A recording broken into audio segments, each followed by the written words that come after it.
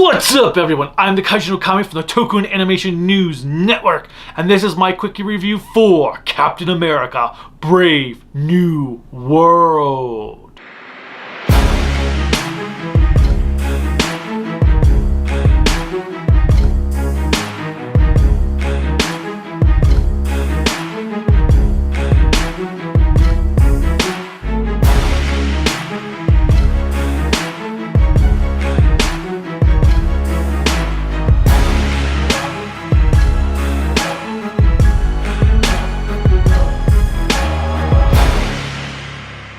Remember to click like, subscribe, the bell notification, and whatever else YouTube has you clicking on to support us.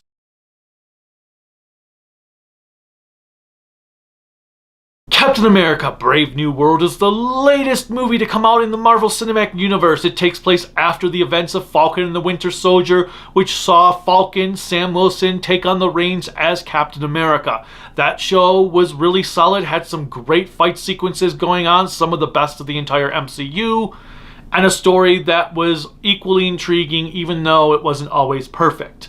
So Brave New World has a lot of shoes to fill, especially because the previous Captain America installments have been some of the MCU's best. This one also has been plagued by delays and reshoots. So yeah, there's a lot riding on this one. My expectations for this movie were very low. Let's start with the positives. First positive, the movie is not remotely boring. I am so thankful for that because some of the other movies have been boring. Thor: Love and Thunder, boring. Ant-Man 3, boring. The Eternals, fucking boring. Black Widow, boring. So now we have Captain America: Brave New World, and it was not boring. I was really expecting that I was going to end up calling it Boring New World.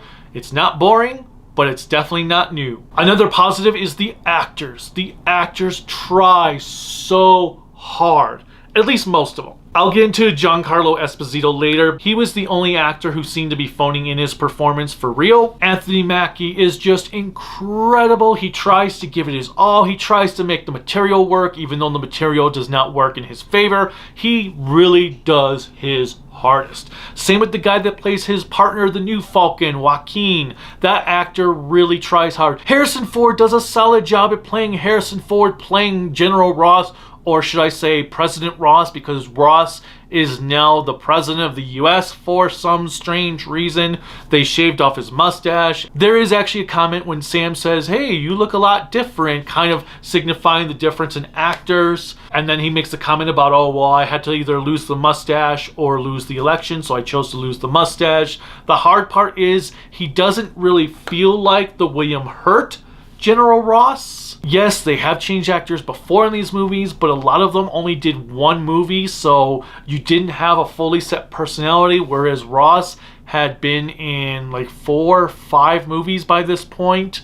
So you definitely do feel the actor change. Obviously, it couldn't be helped given William Hurt's passing, but then again, why did they not want to replace T'Challa, but then they go and have no problem replacing General Ross? I'm a bit lost on that. Either way, Harrison Ford did kill the role despite just playing himself. There is another female character who's like serving Ross. She's a really short girl. I have no idea who she is. I think her name was Shira. I have never read a comic book with her ever in it. The actress was okay. Again, she seemed to try to do her hardest with the material she was given, which was pretty bad. There is a great, wonderful story arc going on with chemistry between Sam and Joaquin. Joaquin is trying to fill up to the shoes of Sam as Falcon, while Sam is trying to live up to Steve's reputation. And he keeps being told, "Oh, you are no Steve." Sam really does get a really good arc to fit his Captain America persona. The downside is a lot of it doesn't jive with how the characterization was in Falcon the Winter Soldier. A lot of this movie feels like it is just trying to be a poor man's remake of The Winter Soldier with the way everything plays out and the way the sequences are done, of how they try to build a plot twist after plot twist after plot twist and fail spectacularly at it. I have never seen a Marvel movie fail so hard on trying to do these big revelation plot twists that you're like, yeah, I saw that like 20 minutes ago happening.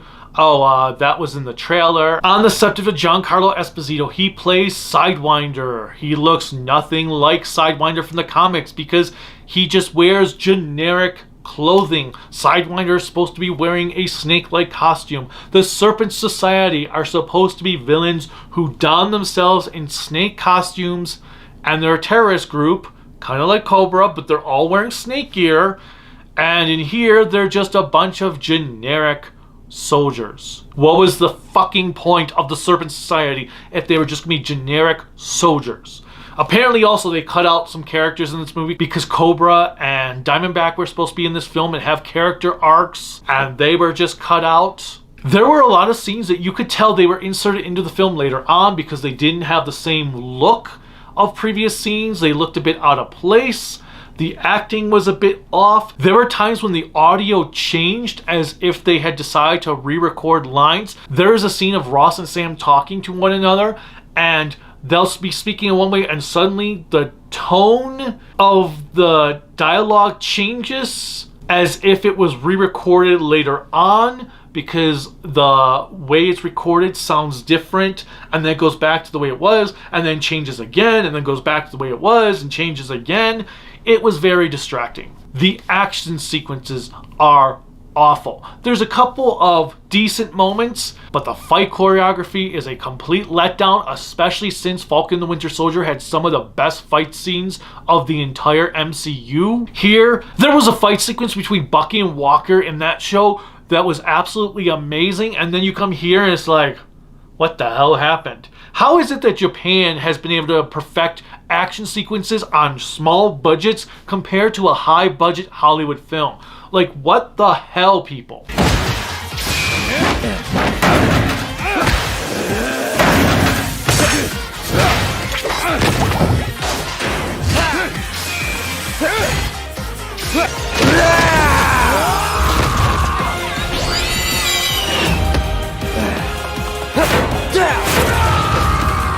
Another aspect is in Falcon and Winter Soldier, we had Sharon Carter, who was revealed to be a villain. She is not even name dropped in this movie at all. Like, where the hell was she? Are they going to take like 15 years to resolve that plot line like they did to the plot line from The Incredible Hulk with the leader, as the leader appears here, which shouldn't be a spoiler because he was in the trailer. All I know is he looked pretty awful. He looked really bad. Like, I don't even know what to say about it. Like, the original artwork they were showing for him looked pretty comic accurate for the most part, and then here it's like they decided they were embarrassed by his comic look, so they just put a poached egg over his head and colored it green.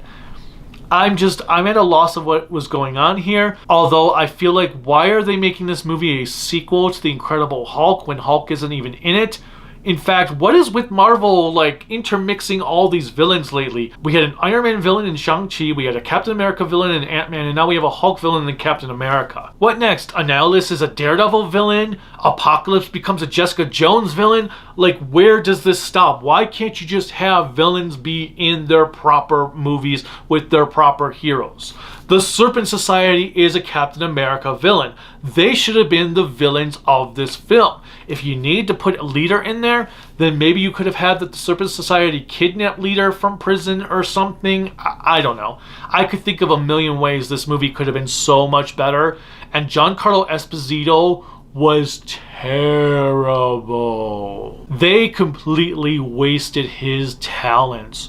Oh my god. He was definitely just doing this for the Disney moolah, and they so screwed him up.